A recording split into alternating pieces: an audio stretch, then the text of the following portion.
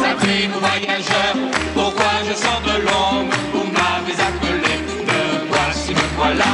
C'est pas très aimable parce que Emmanuel Petit, notre invité champion du monde, et Édouard Baird, ça manque un peu de truc après Édouard Baird, excusez-moi. Depuis 30 ans de carrière, j'ai joué avec les plus grands. J'ai des coups de fil, j'ai au moins 2 coups de fil par jour. Enfin bon. Dans Place Vendôme, on a encore éludé bien sûr le vrai débat. Je n'en veux pas à Guillaume Durand, qui est affilié au plus grand nom de la bijouterie française, lui-même portant dans son intimité des bijoux que je ne nommerai pas. C'est bien sûr le problème du vol de bijoux. Et vol de bijoux, ça n'est rien si c'est seulement du bijou, puisque peu de gens possèdent des bijoux, mais il y a plus de bijoux que de bijoux. En effet, on peut dire que des morceaux du corps sont des bijoux. Vous allez voir que mon raisonnement est vraiment brillant et je vais en crever.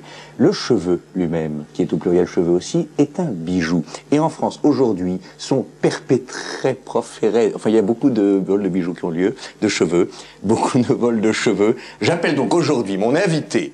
C'est un membre de la brigade capitale de France. Comment ça va? Très bien, mon petit chat.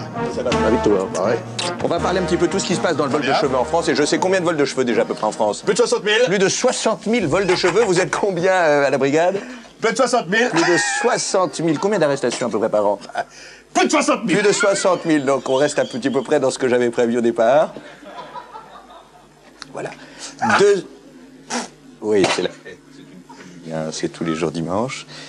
Face à mon invité brillant, mon deuxième invité, c'est bien sûr la guerre des polices. Vous savez que ça fait rage. C'est un représentant de la Compagnie nationale capillaire.